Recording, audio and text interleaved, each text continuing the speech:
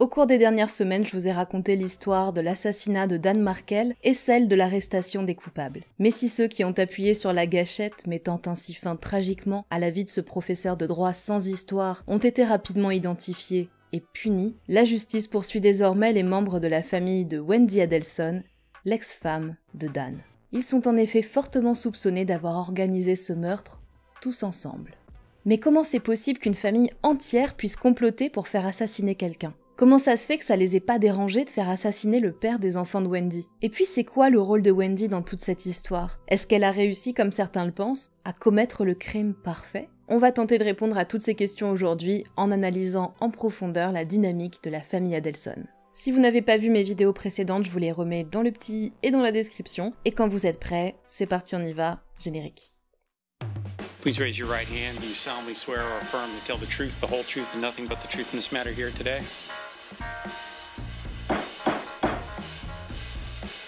Your Honor, I'm going to object on hearsay. That's basic law.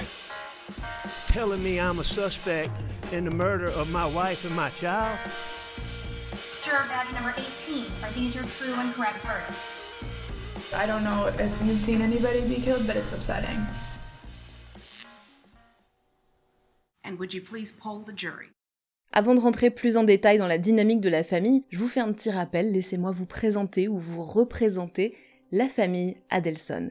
Il y a d'abord Harvey Adelson, le père, qui était dentiste et qui avait son propre cabinet à Miami, Donna, la mère, qui elle est institutrice de formation, mais elle a très rapidement arrêté de bosser pour s'occuper de ses enfants, et puis quand ils ont grandi, elle s'est mise à travailler au cabinet de son mari, où elle gérait notamment la comptabilité. Harvey et Donna ont eu 3 enfants ensemble, Robert, qui est médecin dans l'état de New York, Charlie, qui est chirurgien dentiste à Miami et qui a repris le cabinet de son père au bout d'un moment, et Wendy, qui est avocate en Floride également. Pendant le procès de Charlie, l'accusation a mis en avant le fait que la dynamique de cette famille, c'était celle d'une famille toxique. Bon, mais c'est quoi une famille toxique ? Une famille toxique, c'est une famille au sein de laquelle l'individualité de chacun n'est pas respectée. Alors concrètement, qu'est-ce que ça veut dire ? Eh bien, ça veut dire qu'il y a des règles très précises au sein de cette famille qui définissent ce qui se fait, donc ce qui est bien, ce qui ne se fait pas, donc ce qui est mal. Alors ça, en soi, c'est pas forcément toxique, la plupart des familles ont leur propre façon de fonctionner, leurs propres règles. Ça devient toxique à partir du moment où ces règles n'ont pas le droit d'évoluer, on n'a pas le droit de les rejeter, on n'a pas le droit de faire différemment. Et donc, dans une famille toxique,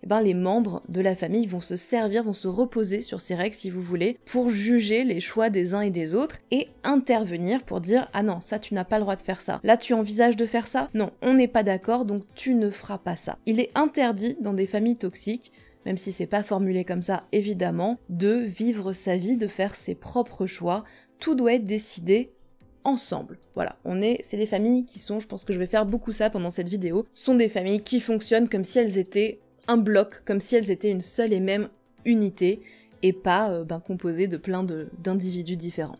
Le fait de se mêler comme ça de la vie des uns et des autres, ça peut toucher plein d'aspects différents. Ça peut être par exemple le choix des études et donc de la profession, avec, je sais pas, on peut imaginer des parents qui ont décidé que leurs enfants feraient tel métier et qui ne leur laissent pas le choix. Ça peut impacter le choix des amis aussi, avec soit des parents qui vont refuser que leurs enfants fréquentent certaines personnes, mais ça peut être aussi les frères et sœurs qui n'acceptent pas certains amis de leurs frères et sœurs, parce que ils sont pas assez bien pour la famille par exemple. Ça peut aussi être le choix des conjoints, et ça peut même se manifester sur des choix a priori anodins, par exemple le choix des vêtements, où on va dire à un membre de la famille par exemple qu'il ou elle n'a pas de goût. Il y a des règles très définies en fait dans la famille sur les codes vestimentaires, et peu importe si la personne n'aime pas s'habiller comme le reste de sa famille, c'est ce qui est bien, c'est comme ça que ça doit se faire, et c'est comme ça que ça doit se passer. Et ce contrôle sur la vie des autres membres de la famille, il peut même se porter sur les émotions. On va par exemple rejeter l'émotion de quelqu'un qui dit là je suis triste, c'est faux, tu n'es pas triste. Ou à l'inverse, il y a quelqu'un qui commence à être très heureux en ne suivant pas très bien les règles de la famille, là on va aller le voir et on va lui dire t'es triste en fait. Tu crois que t'es heureux, mais nous on te connaît mieux que toi-même parce qu'on est ta famille, on sait ce qui est bien pour toi, on le sait mieux que toi, on sait mieux que toi ce que tu ressens, tu crois que t'es heureux, mais c'est pas vrai. Donc vous voyez, il y a une manipulation comme ça aussi au niveau des émotions, soit elles n'ont pas de place, soit on va refuser d'entendre l'émotion qui est présente et en proposer une autre. Bon, ça c'est un gros résumé, on va rentrer plus en détail dans cette vidéo sur comment vraiment tout ça se manifeste, mais ça vous donne déjà un petit peu une idée de l'ambiance qu'il peut y avoir au sein de la famille Adelson. Pour que ce type de famille fonctionne, il faut que chaque membre ait un rôle extrêmement précis, bien défini, et dont il ne peut pas sortir parce que sinon ça pète toute la dynamique, et on va voir que c'est effectivement le cas au sein de la famille Adelson. Dans un premier temps, il nous faut ce qu'on va appeler des parents défaillants. Alors il y a plein de manières d'être défaillant, tant de moyens de foirer sa parentalité et l'éducation de ses enfants. Ici, on a 2 parents qui sont défaillants quelque part, mais de manière complètement différente. D'abord, il y a Donna, on l'a vu pendant le procès de Charlie, Donna est extrêmement contrôlante. C'est elle qui définit les règles, c'est elle qui sait ce qui est bien et ce qui n'est pas bien, et c'est elle qui régit toute la famille. Alors on pourrait se dire que Harvey n'est pas défaillant du coup parce qu'il est pas contrôlant, sauf que visiblement il accepte de laisser ce pouvoir à sa femme, et en ça Harvey il est défaillant puisqu'il laisse toute la place à cette femme qui impose des trucs qui sont complètement délirants. Et c'est à tel point que Donna parle en réalité tout le temps au nom d'elle et de son mari. C'est-à-dire que c'est jamais elle qui dit quoi que ce soit. Officiellement, son mari est toujours d'accord. Par exemple, vous savez, les mails qu'elle envoie à Wendy et qui ont été lus pendant le procès pour montrer un petit peu à quel point elle était contrôlante, eh bien ces mails viennent d'une adresse email commune qui est, je sais plus, Donna et Harvey Adelson peu importe. Et la procureure va demander à plusieurs reprises à Wendy, ce mail qui est au nom de vos 2 parents, c'est votre mère qui l'a écrit, on est d'accord. Et Wendy va refuser de dire que oui, c'est sa mère qui a écrit le mail. Elle dit, mes parents sont mariés depuis plus de 50 ans, tout ce qu'ils écrivent, c'est commun. Donc ça vient de leur part à eux 2. Et ça, on l'entend aussi, vous savez, dans l'enregistrement qui a été fait de Donna quand elle lit des SMS à Harvey qu'elle a envoyé à Wendy, quand elle sait pas laquelle est enregistrée, quand elle appelle Charlie à la prison. On entend que dans les SMS, elle dit « on », elle dit pas « je », elle donne son point de vue, c'est elle qui écrit à sa fille, mais elle inclut son mari dedans. Est-ce que Harvey, il est vraiment ok avec ce que Donna lui fait dire dans ses emails, dans ses SMS ? On sait pas, mais ce qui est sûr, c'est que il a rien fait pour se détacher de ça, en tout cas publiquement ou auprès de la justice. Ensuite, il faut un enfant sauveur. Et ici, vous l'avez peut-être déjà deviné, c'est Charlie. Charlie passe son temps à régler les problèmes de tout le monde, et on le voit notamment dans cet échange de SMS qui date d'octobre 2013. Pour vous remettre un petit peu de contexte, on est donc 9 mois avant le décès de Dan, et à ce moment-là, Wendy, elle s'est mise en tête d'acheter une maison à Tallahassee. Elle ne l'a finalement pas achetée, elle s'est rétractée, et elle a expliqué au tribunal qu'en fait, elle s'est rétractée uniquement parce que, vous savez, Dan refusait de lui donner l'argent qu'il lui devait dans le divorce, donc elle a dit, moi j'avais juste pas l'argent en fait pour acheter cette maison, et c'est pour ça que je ne l'ai pas acheté. Mais ce qu'on voit dans cet échange de SMS entre Charlie et Donna, c'est une autre réalité. Et c'est qu'a priori, c'est Charlie qui lui a dit de ne pas acheter cette maison. Charlie envoie un SMS à sa mère qui dit ceci. « J'ai parlé à Wendy pendant 20 minutes hier soir. Elle m'a envoyé un message aujourd'hui en disant qu'elle a abandonné l'idée pour la maison. » Et Donna répond « Waouh, Charlie, merci, encore. Comment as-tu réussi ça?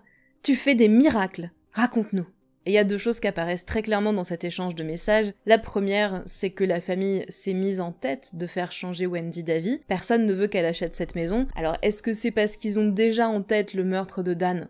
Peut-être, c'est ce qu'a soutenu la procureure. En tout cas, ce qui est sûr, c'est qu'ils ont décidé tous ensemble que Wendy ne devait pas acheter cette maison. Visiblement, Donna avait déjà tenté de la faire changer d'avis, ça n'avait pas marché. Et donc, qu'est-ce qu'elle a fait ? Elle s'est tournée vers Charlie, parce que c'est lui qui prend le relais. Et lui, bam, en 20 minutes, je vous l'avais dit, Charlie on l'écoute, Charlie a toujours raison, et donc il fait changer sa sœur d'avis. Et l'autre chose qu'on voit dans cet échange de messages, c'est que c'est quelque chose d'habituel. Encore 3 points d'exclamation, lui dit Donna. C'est quelque chose de normal que Charlie règle les problèmes qui arrivent, qui débarquent et qui sauvent tout le monde. Les familles toxiques vivent très souvent dans le drama permanent. Tout est très très grave, il y a toujours des problèmes, même le plus petit grain de sable, on va imaginer toutes les conséquences néfastes possibles qui pourraient en découler, et ça devient quelque chose de vraiment grave. Et qu'est-ce qu'il y a de mieux pour alimenter un maximum de drama qu'une personne qui se victimise en permanence? Et si vous avez suivi mes vidéos précédentes, vous savez déjà que dans cette famille, la victime, c'est Wendy. Wendy, elle a des problèmes tout le temps, elle s'en plaint en permanence, mais elle ne fait rien pour les régler puisqu'elle attend que ce soit les autres qui s'en occupent à sa place. Vous avez été plusieurs à le relever dans les commentaires des vidéos précédentes, sans Wendy qui se plaint et qui fait tout un foin d'une situation qui est somme toute banale, il n'y a pas de meurtre de Dan Markel. C'est elle qui se plaint en permanence des mauvais traitements que Dan lui inflige, c'est elle qui dit qu'elle a peur de son mari, alors qu'au tribunal, elle dira que c'est faux, qu'elle n'a jamais eu peur de Dan, et que d'ailleurs, oui, il a été émotionnellement abusif, mais uniquement après le divorce, et pas avant. C'est elle qui se désespère de vivre à Tallahassee, au point, littéralement, d'écrire un roman sur le sujet. Donc c'est elle qui expose son malheur terrible à sa famille tout le temps. Mais bon, qu'est-ce que vous voulez, c'est comme ça, c'est la vie, elle peut rien y faire. Et puis souvent dans les familles toxiques, il y a aussi un enfant qui ne rentre pas dans les règles, qui les remet en question parce qu'il s'y retrouve pas, parce que ça ne le rend pas heureux, et cet enfant, bien souvent, finit par être écarté. Et là encore, je pense que vous l'avez deviné, l'enfant qui est écarté dans cette famille, c'est Robert, dont on n'a jamais parlé, mais ça y est, on va parler de l'histoire de Robert Adelson. Bon là je vous ai décrit les rôles qui sont spécifiques à la famille Adelson, ça peut bouger, il peut y avoir d'autres rôles, il y a plein d'autres combinaisons possibles, mais bon, on reste focus sur les Adelson, et revenons donc à cette question qui vous obsède peut-être autant que moi, elle m'a obsédée. Qu'est-ce qui se passe avec Robert Adelson? Où est-ce qu'il est? Qu'est-ce qui lui est arrivé? Je vous l'ai dit, dans une famille toxique, il y a énormément de règles, souvent qui sont des règles tacites, et chez les Adelson, il y a une règle qui est essentielle, c'est que les enfants doivent impérativement tous épouser une personne de confession juive. Pourquoi? Est-ce qu'ils sont très pratiquants, les Adelson? On a vu que non, mais ils doivent quand même épouser une personne juive parce que Donna veut des petits-enfants juifs. Voilà, c'est comme ça qu'elle le dit, et pour elle, il faut que les deux parents soient de religion juive. Même s'ils pratiquent pas la religion, même si elle s'en fout, c'est comme ça. Donc Robert, Charlie et Wendy n'ont pas le droit de choisir leur partenaire en fonction de leurs critères à eux, ils doivent d'abord faire en sorte que leur choix de partenaire fasse plaisir à leur mère, c'est ça qui est le plus important dans toute cette histoire, c'est faire plaisir à Donna. Et ça permet aussi de comprendre en fait pourquoi Wendy, elle a fini par quitter Dan. Elle l'a expliqué en fait une fois dans un podcast qu'en réalité, elle a choisi Dan parce qu'il cochait toutes les cases de ce qu'on lui avait dit être le bon mari, mais en fait elle était pas du tout amoureuse de lui, donc voilà, une fois qu'elle a eu ses enfants, elle avait plus du tout envie de rester dans cette relation de couple, puisque c'était pas son choix à elle, c'était en fait le choix qu'elle avait fait pour satisfaire sa mère. Et Robert aussi, il a tenté de satisfaire sa mère, mais il a pas réussi. Robert, c'est donc le fils aîné, et c'est le premier à partir faire ses études. Il part dans l'état de New York étudier la médecine, et au cours de ses études, il tombe fou amoureux d'une jeune femme. C'est vraiment l'amour de sa vie, et il la demande en mariage assez rapidement parce qu'il sait que c'est elle, c'est une évidence. Sauf que cette jeune femme, non seulement elle est pas juive, mais en plus elle est d'origine indienne, et ça non plus ça passe pas très bien dans la famille Adelson. Dans une famille non toxique, tout le monde se serait réjoui que Robert ait trouvé quelqu'un qu'il aime, avec qui il a une relation saine et équilibrée, et qu'il soit fou amoureux comme ça de quelqu'un. Mais chez les Adelson, c'est une catastrophe, c'est dramatique, et ça devient une mission familiale de faire changer Robert d'avis. Et comme on l'a vu avec Dan Markel, eh bien là aussi, tous les coups sont permis. Tout ce qui compte, c'est que Robert rompe avec sa fiancée. Toute la famille va commencer à rejeter Robert, il n'a pas le droit de faire ce choix-là, c'est interdit, ils vont lui mettre une énorme pression sur les épaules, notamment Donna et Harvey, qui vont lui dire « si tu épouses cette femme, tu ne seras plus notre fils, on va te déshériter ». Ils vont faire quelque chose qui est, encore une fois, typique des familles toxiques, à savoir du chantage financier et émotionnel. Donc si tu l'épouses, si tu fais ce choix qui te rend heureux, eh bien nous on va être malheureux, tu n'auras plus notre argent et tu n'auras plus notre amour, donc réfléchis bien à ce que tu vas faire. Et c'est tellement violent que Robert va effectivement rompre avec sa fiancée et se mettre à fréquenter une autre jeune femme qui, elle, est de confession juive et qu'il va épouser. Mais dès le lendemain du mariage, Robert réalise que si sa famille est très heureuse, lui ne l'est pas. Il a acheté la paix et évité le désamour de ses parents en faisant un choix qui le rend profondément malheureux. Et Robert, il a pas envie d'être malheureux, et on le comprend. Il prévient donc sa femme, il s'excuse platement auprès d'elle et de sa famille à elle, et il demande l'annulation du mariage qui va leur être accordé. Et quelques temps plus tard, Robert va finalement épouser son véritable amour, tant pis si elle partage pas sa religion, tant pis si ses origines ne plaisent pas à sa famille, et tant pis si être heureux lui vaut d'être déshérité, Robert fait le choix du bonheur. Ils sont toujours ensemble aujourd'hui, ils ont plusieurs enfants ensemble, et autant que je sache, ses parents ne l'ont pas déshérité, ce qui ne va pas empêcher qu'à partir de là, Robert soit quand même plus trop le bienvenu au sein de la famille Adelson. Alors il n'est pas complètement rejeté, il participe encore à certains événements, mais c'est plus vraiment le bienvenu. Bon, il était déjà pas hyper intégré dans la famille, parce qu'il le dit, il ne supporte pas Charlie, se sont jamais entendus tous les deux, et Wendy, elle a 6 ans de moins que lui, donc quand lui est parti faire ses études, elle avait que 12 ans, donc il la connaît pas très bien en réalité, mais malgré tout, à partir de là, les contacts que Robert va avoir avec sa famille vont diminuer, même s'il va quand même participer à certains grands événements, comme je vous le disais. Typiquement, il était présent début juillet 2014 à Miami pour fêter les 70 ans de Harvey avec toute la famille, mais depuis, il a complètement coupé les ponts, et je vous expliquerai à la fin de la vidéo pourquoi il a fait ça.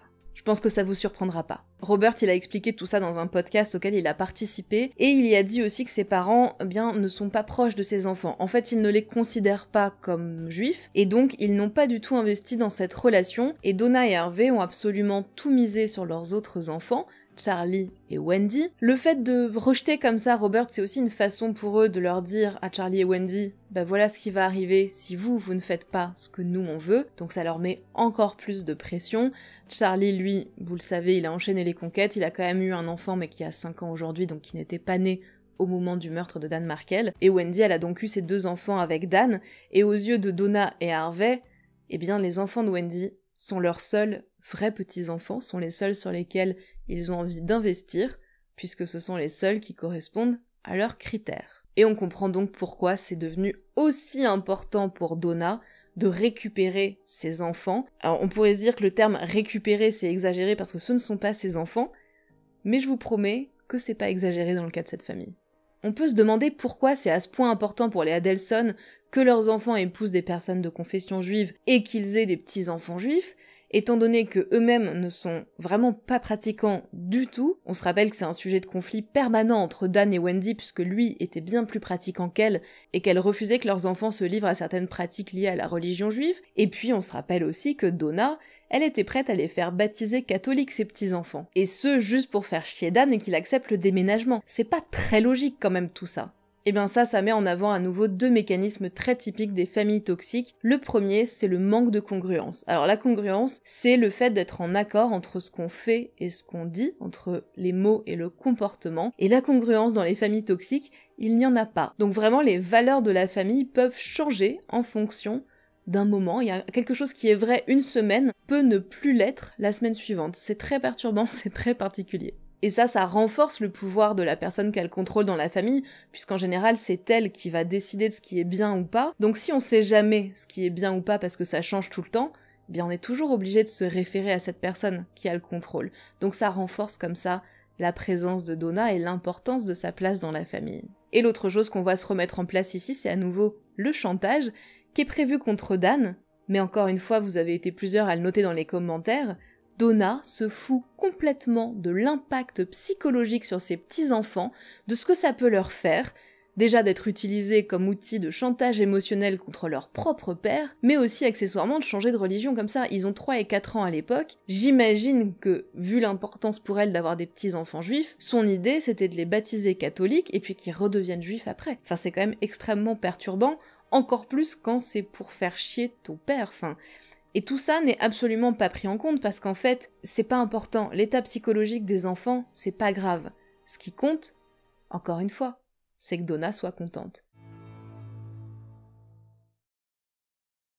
Je vous le disais en début de vidéo, les familles toxiques, elles fonctionnent un peu comme un bloc, comme si elles étaient une seule et même entité et pas plein d'individus, et elles sont dans un mode de fonctionnement qui est considéré au sein de la famille comme au-dessus de tout. C'est-à-dire que les valeurs de la famille prévalent sur tout le reste, leurs règles sont les meilleures du monde, eux ils ont raison, sans les autres qu'on tort. Et dans cette logique-là, les conjoints n'ont pas de place, parce que le bloc il est déjà plein, avec les parents, les enfants, et les petits-enfants. Voilà, dans la lignée directe, tout le monde peut se réunir et être ensemble. Les conjoints, on s'en fout un peu, ils ont pas de place, ils sont remplaçables, on les tolère tant qu'ils sont là, mais c'est tout. Par contre, je vous l'ai dit, les petits-enfants, ils doivent impérativement être élevés selon les rituels, selon les règles de la famille Adelson, c'est ça qui compte, puisque c'est la meilleure famille du monde, ce sont les meilleures règles du monde, donc il faut qu'ils aient accès à ça, les petits-enfants. Normal. Et s'ils doivent détester leur père pour ça, s'ils doivent entendre que leur père est stupide à chaque fois qu'ils vont chez leurs grands-parents, c'est pas grave. Au sein de ce type de famille, il y a vraiment un fonctionnement, je vous l'ai dit, c'est très comme ça, hein, c'est un bloc, la famille est un peu repliée sur elle-même, et c'est un peu seul contre tous. Là, on le voit très bien dans cette famille, hein, les Adelson sont en guerre, Donna le dit dans certains emails, Dan n'a pas fini de se battre contre les Adelson, hein, il se bat pas avec Wendy, c'est toute la famille qui est engagée dans ce combat, les Adelson n'ont pas dit leur dernier mot, etc. Et dans ce type de dynamique, eh bien, il y a des secrets qu'on se partage entre nous, tout ce qui se passe dans la famille reste dans la famille, il faut donner une certaine image aux autres parce que tout simplement les autres ne peuvent pas comprendre puisqu'ils sont moins bien que notre famille, donc ils peuvent pas comprendre. Et du coup, puisque c'est un bloc et qui sont comme une entité, eh bien ça explique ce truc dont je vous ai déjà parlé sur la gestion en fait de l'émotionnel au sein de ce type de famille, c'est-à-dire que quand un membre vit quelque chose, bah tout le monde le vit à la même intensité. Et on retrouve ici cette histoire de drama, donc d'une situation qui de base est une situation de la vie, hein, des gens qui divorcent, il y en a plein, mais dans la famille Adelson, ça devient quelque chose de dramatique, de très grave, tout le monde s'investit, tout le monde en parle, il faut trouver des solutions, il faut avoir des plans d'action, si Wendy est pas d'accord, il faut se mettre tous ensemble pour lui imposer notre point de vue parce que on sait ce qu'elle vit, on le vit aussi, et il faut résoudre ça, non pas pour Wendy, mais pour l'équilibre familial, c'est pour que tout le monde aille bien que Wendy doit aller bien. Et dans ce genre de dynamique, c'est pas possible de ne pas s'investir, parce que un membre de la famille qui dirait « écoutez, c'est sa vie, c'est pas grave », bah serait jugé comme hyper égoïste, puisque ça veut dire qu'il a pas envie que toute la famille aille bien. Donc ça oblige tout le monde à être à fond dans les problématiques des uns et des autres, et on voit bien ici dans les emails que c'est ce qui se passe, que Charlie, qui techniquement, effectivement, n'en a rien à foutre que sa sœur divorce et vive à Tallahassee, ça ne le concerne pas, mais il se retrouve dans les emails, il se retrouve en copie de tout, il se retrouve à donner son avis sur tout, parce que, quelque part, la dynamique familiale l'oblige à prendre parti et à s'investir là-dedans. Au point même qu'il est prêt à sortir 300 000 $ de sa poche pour aider sa sœur dans son divorce, alors que techniquement elle n'en a pas besoin et que lui pourrait faire autre chose avec. Donc maintenant que je vous ai donné un petit peu toutes ces caractéristiques de ce type de famille qui sont très particulières, ça permet de dessiner un petit peu ce qui a pu se passer ici. Donc très probablement, ce qui s'est passé, c'est que Wendy, ça fait des années et des années qu'elle se plaint de Dan auprès de sa famille, puisque ce n'est pas son choix. Elle l'a épousé en n'étant pas amoureuse, c'est pas lui qu'elle aurait choisi si elle voulait être heureuse, donc forcément, elle s'en plaint, et puis en bonne victime, elle fait rien pour en sortir, parce qu'elle a cette position dans la famille de la victime, donc tous ses problèmes sont probablement beaucoup plus graves que tous ceux des autres, et tout le monde doit s'activer pour l'aider et la soutenir dans tout ça, probablement que sa famille a très mal vécu, a commencé à la plaindre, à se dire « mais la pauvre, sa vie elle est si dure ». Son mari, il est méchant. Oh là là, pauvre Wendy, quoi. Et du coup, quand elle décide enfin de divorcer, poussée par ses parents, soit dit en passant, toute la famille s'investit à fond dans son divorce, et ça devient même une mission familiale. Il faut sauver le soldat Wendy, il faut la sortir des griffes du méchant Dan, et il faut sortir ses enfants avec. On peut pas les laisser avec stupide, quand même. Et puis il faut les sortir tous les trois de ce trou pourri qui est Tallahassee, parce qu'ils vont pas être heureux dans cette petite ville de merde. Alors tout le monde s'active, tout le monde tente des trucs, des conseils, des plans d'action, mais Dan gagne sur le plan judiciaire, il s'en prend à Wendy, il s'en prend à sa carrière, la pauvre, elle avait vraiment pas besoin de ça, et alors, comble du comble, il commence à s'en prendre à Donna. Il essaye de l'empêcher de voir ses petits-enfants tout seuls, et en plus il prétend que c'est parce qu'elle est méchante qu'elle dit des horreurs sur lui, et ça, pour l'image publique, c'est pas bon, donc là, c'en est trop pour Donna. Et donc Donna, au lieu de réagir en se disant « ma pauvre fille, ça craint, c'est pas cool, t'es coincée dans une ville où t'es pas très heureuse, comment est-ce qu'on peut t'aider? Est-ce qu'en tant que retraitée, on peut venir un peu plus souvent? Est-ce que peut-être on peut te payer une nounou de temps en temps pour que tu sois un petit peu moins seule en tant que maman célibataire une semaine sur deux ?» Eh bien, elle en fait une mission personnelle. Et comme ils ont tout essayé sur le plan légal et qu'il y a rien qui se passe, eh bien, au bout d'un moment, il va falloir passer à l'étape supérieure. Mais c'est pas Donna qui va s'en charger, faut pas déconner. Donc ce qu'elle va faire, c'est qu'elle va commencer à mettre la pression sur Charlie, parce que c'est lui le sauveur de la famille, c'est lui qui règle les problèmes. C'est lui l'homme viril qui doit voler au secours de sa pauvre petite sœur, n'est-ce pas? Alors que si on revient à la base de la base quand même, donc la situation de Wendy, c'est pas fun, c'est sûr. Mais cette situation de y a un divorce, la garde des enfants est partagée, Et du coup, bah oui, les anciens conjoints sont un petit peu bloqués parce qu'ils doivent rester géographiquement proches l'un de l'autre alors qu'ils avaient peut-être envie de bouger. C'est quelque chose qui est assez fréquent, qui arrive à plein de gens. C'est pas cool. On préférerait que ce soit autrement. Mais c'est pas dramatique, c'est pas un drame total. Je veux dire, la plupart des gens, ça les emmerde. Mais est-ce que leurs parents vont se mettre à plus dormir et à plus manger pour autant ? Mais Donna, elle en fait un drame terrible, elle a exagéré la situation, elle a imaginé que ça n'allait faire qu'empirer, qu'en restant proche de leur père, eh bien les garçons allaient devenir stupides eux aussi, que ça allait aussi peut-être devenir des fanatiques religieux. Tout ça au lieu d'être des gens bien, comme eux, comme les Adelson. Mais quel drame! C'est l'avenir des enfants de Wendy qui est en jeu ici. C'est pas juste le fait que Wendy reste à Tallahassee. Elle s'est mise à en parler non-stop à Charlie et elle a vécu le truc tellement à fond qu'elle s'est mise à ne plus manger, à ne plus dormir et donc que ça a impacté sa santé. Donc comme je vous le disais dans une autre vidéo, c'est aussi la santé de Donna mais aussi celle d'Harvey qui sont en jeu à ce moment-là et Dan est en train de les tuer à petit feu. Donc là où en fait la plupart des gens verraient une situation de la vie qui est pas fun mais bon c'est comme ça, chez les Adelson ça devient un drame total, l'avenir des enfants de Wendy est compromis, la vie de Harvey et Donna est compromise aussi, donc Dan n'est plus vu comme un père qui essaye simplement de faire le mieux possible pour ses enfants, il est vu comme une menace pour ses propres enfants et pour la famille Adelson. Et qu'est-ce qu'on fait quand on est menacé comme ça? Quand sa vie est menacée, eh bien on attaque. Alors évidemment de l'extérieur tout ça paraît extrêmement choquant et complètement aberrant comme façon de réfléchir, mais ce qu'il faut bien comprendre c'est que si on parlait de tout ça à Donna et Harvey, si on leur racontait l'histoire d'une autre famille qui a fait exactement la même chose qu'eux, eh bien probablement eux aussi trouveraient ça extrêmement choquant et incompréhensible. Parce que ça aussi ça fait partie du système des familles toxiques, les règles qui s'appliquent à eux ne s'appliquent pas aux autres, et vice versa, eux c'est différent, eux c'était plus grave, eux, ils n'avaient pas le choix, c'est en général comme ça que ce type de famille justifie ses actions, quelles qu'elles soient. Là encore, on est dans quelque chose d'assez typique des familles toxiques, c'est la non-responsabilité. C'est-à-dire que peu importe les actions des uns et des autres, c'est jamais de la faute de la personne qui a agi, c'est toujours la faute d'un autre membre de la famille. Parce qu'on pourrait croire que ce sont des gens qui s'aiment et qui veulent rester collés ensemble, mais non, en fait, ils passent leur temps à se chier dessus et ils vont s'appeler les uns les autres pour pouvoir se raconter des horreurs, en fait, les uns sur les autres. Et ça, Wendy le dit pendant son témoignage au procès de son frère. Who's gonna hear more of it, you or Charlie?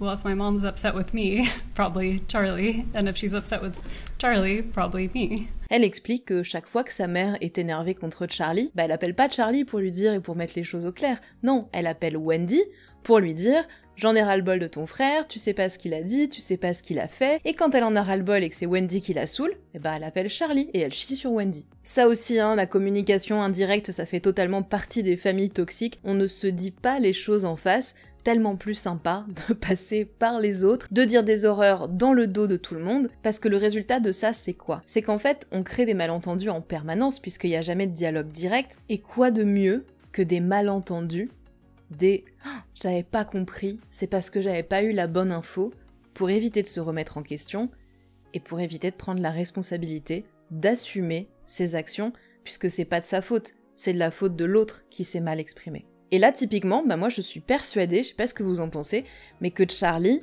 pense sincèrement qu'il est innocent. Parce que lui, tout ce qu'il a fait, c'est mettre en action ce que Donna voulait. Donc c'est Donna qui est responsable. Alors elle lui a probablement jamais dit directement « Charlie, s'il te plaît, trouve-nous un tueur à gages », mais elle a dû certainement lui faire comprendre par des sous-entendus « Oh là là, en fait ce serait mieux qu'il soit mort », peut-être qu'elle a rebondi sur la blague du tueur à gages en disant « Haha, oui, si seulement, ça pourrait être vraiment une bonne solution, parce que qu'est-ce qui nous embête, il est en train de tous nous pourrir notre avenir, moi, ton père, tes neveux, etc. etc. » jusqu'à ce que Charlie se mettre en action. Et Donna, de son côté, je pense aussi qu'elle estime qu'elle est innocente parce qu'elle a fait ça, non pas pour elle dans sa tête, même si en vrai c'était pour que elle et les enfants qui vivent pas trop loin, elle l'a fait pour Wendy, c'est Wendy qui est responsable. Elle le dit dans le SMS là qu'elle lit pendant l'appel téléphonique enregistré. Elle dit à Wendy, on a tous agi pour te protéger. Donc finalement tout ça, c'est la faute de Wendy. Et du coup, quid de Wendy? C'est quoi sa place dans tout ça? Eh ben moi je pense que quand elle a dit qu'elle s'était faite à l'idée de vivre à Tallahassee, c'est vrai. Sauf que je pense pas qu'elle l'ait fait en mode comme une personne normale qui accepte son sort. Je pense qu'elle l'a très certainement fait en appuyant, en disant bah voilà, c'est la vie, j'ai pas le choix, je suis très malheureuse, c'est pas mon choix, je voulais pas ci, je voulais pas ça, c'est pas bien pour les enfants, mais bon, qu'est-ce que... Voilà, je suis obligée. Donc en agissant comme ça, Wendy, elle fait deux choses. La première, c'est qu'elle a probablement augmenté le sentiment d'urgence chez Donna, puisqu'elle était en train de lâcher, et on le voit que dans les mails, Donna essaye de la récupérer, entre guillemets, et de lui dire « on ne peut pas faire ça sans toi, il faut que tu te bouges, il faut que tu fasses ci, il faut que tu fasses ça ». Elle essaye vraiment de la pousser à l'action, en fait. Mais l'autre chose qu'elle fait aussi, Wendy, c'est qu'elle ne prend pas la responsabilité, elle laisse les autres gérer ses problèmes sans pour autant leur demander de le faire, et c'est là que c'est fort. Et puisqu'elle n'a rien demandé à personne, eh bien elle n'est responsable de rien, Wendy, c'est pas sa faute tout ça. D'ailleurs, dans les 20 premières minutes de son interrogatoire auprès de la police, juste après le meurtre de Dan, sachant que ces 20 premières minutes, ça comprend le temps pendant lequel la police lui annonce que Dan s'est fait tirer dessus, en seulement 20 minutes donc, Wendy parle de son frère Charlie et du fait que ça pourrait quand même peut-être être lui. Elle parle aussi du fait qu'elle espère que c'est pas quelqu'un qui a cru la protéger en supprimant Dan, ce qui va mettre la police sur la piste de sa famille, et en faisant ça, Wendy, elle se couvre elle. Tout à coup, ce qui pourrait arriver à sa famille, on dirait que ça ne la concerne plus, qu'elle s'en tape. L'important, c'est que elle, on comprenne bien qu'elle a rien à voir dans tout ça, d'ailleurs elle a un alibi, et ça ne la concerne pas. Et très rapidement, Wendy va prendre son propre avocat, alors que par exemple Donna et Charlie ont le même avocat. Non, Wendy, elle prend son avocat à elle, qui va lui conseiller de ne surtout jamais parler de cette affaire et du meurtre, etc. avec sa famille, ce qu'elle va faire. Est-ce que Wendy, c'est ce qu'elle voulait, que sa famille fasse supprimer Dan? Est-ce qu'elle était vraiment au courant? Bon, je sais pas, évidemment, on ne saura jamais, on n'est pas dans sa tête. Je pense qu'étant donné qu'ils avaient visiblement tous à cœur de la protéger, je pense pas qu'il lui ait dit clairement ok, c'est bon, on a un tueur à gages. Par contre, je pense qu'ils ont fait des sous-entendus un peu lourds, du type t'inquiète, ce sera bientôt plus un problème, non mais achète pas ta maison, là, tu vas voir, tu vas pouvoir revenir à Miami très prochainement. Dan, on s'en occupe. Je pense qu'ils ont fait des sous-entendus comme ça suffisamment présent pour qu'elle comprenne en réalité de quoi il s'agissait, mais des sous-entendus qui en même temps restent suffisamment peu évidents pour que elle puisse dire « Ah non, mais moi j'avais pas compris ça, je croyais qu'il voulait juste lui mettre un peu la pression, lui faire peur ou quelque chose comme ça. » Et donc même si Donna le dit dans ses messages, ils ont fait ça pour elle, c'est elle qui est responsable, oui, elle est impliquée dans le meurtre de Dan Markel, eh bien Wendy, elle, prend ses distances, elle s'éloigne de sa famille, et elle écrit qu'elle n'a rien à voir avec tout ça, et que ça ne la concerne pas, elle a rien demandé elle à sa famille. Et donc comme je vous le disais, ça c'est très typique des familles toxiques, on est très soudés tant qu'il y a un ennemi commun, mais quand c'est la merde, quand il y a une mauvaise décision qui a été prise, eh bien il y a plus personne ne veut assumer, c'est chacun pour soi. Et ça, on l'a vu aussi dans le procès de Charlie, parce que si officiellement toute la famille Adelson a soutenu Charlie, et c'est pas vrai, il est innocent, vous avez peut-être remarqué dans les extraits du procès que je vous ai mis dans les vidéos précédentes, vous avez vu combien il y a de membres de la famille Adelson qui sont là pour soutenir Charlie? Aucun. Même Wendy, elle vient pour témoigner, et elle se barre après. Il n'y a pas un membre de cette famille qui est assis derrière Charlie pendant ce procès, pour le soutenir, pour être là pour lui, etc. Ils viennent pas. Alors est-ce que Wendy a commis le crime parfait comme certains le prétendent? Honnêtement, je pense pas qu'elle voulait que Dan meure. Par contre, clairement, je pense qu'elle voulait que sa famille règle le problème d'une manière ou d'une autre, mais pas forcément comme ça. Je pense que la situation, en fait, elle a échappé à tout le monde et qu'il y a simplement personne dans cette famille qui a dit à Donna à un moment donné, ou à Charlie, que là, ça allait trop loin. En fait, il y a personne qui avait suffisamment les pieds sur terre pour dire stop et qui s'est investi pour dire maintenant, ça suffit, en fait. Donc je pense que cette famille, en fait, ils se sont nourris les uns les autres en alimentant des rôles et des comportements qui ont toujours été là, c'est comme ça qu'ils se sont construits en tant que famille, et que là, juste c'est allé trop loin parce qu'encore une fois, il y a personne qui a pu mettre un stop à tout ça. Et Robert, dans tout ça, je vous le disais, eh bien lui, il ne parle plus à sa famille. Après le meurtre de Dan et toutes les suspicions qu'il y avait autour de sa famille, il a appelé sa famille, parce qu'il avait envie de savoir, lui, c'est quand même à Adelson, donc il s'est dit à moi, ils vont bien me le dire, si oui ou non ils ont participé au meurtre de Dan. Et il a pas dit les réponses qu'il avait obtenues, par contre ce qu'il a dit, c'est que les réponses qu'on lui a données n'étaient pas satisfaisantes. Donc ça veut dire, en tout cas c'est ce que j'en ai compris, qu'il n'y a pas eu un non clair, évidemment que c'est pas nous. Visiblement ça s'est un peu perdu dans les explications, ça n'a pas satisfait Robert, qui le dit pas comme ça, mais encore une fois c'est ce que j'en comprends, c'est que bon, il pense quand même qu'effectivement ils sont responsables, et du coup à partir de là, il a complètement coupé avec sa famille, et il ne leur parle plus du tout.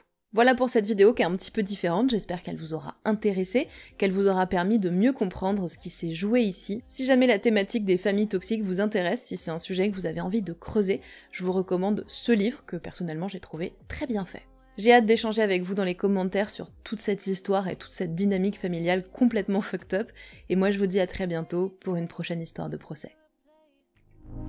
Baby, you should know you're never safe. When you play these games, you get replaced. Baby, you should know you're never safe.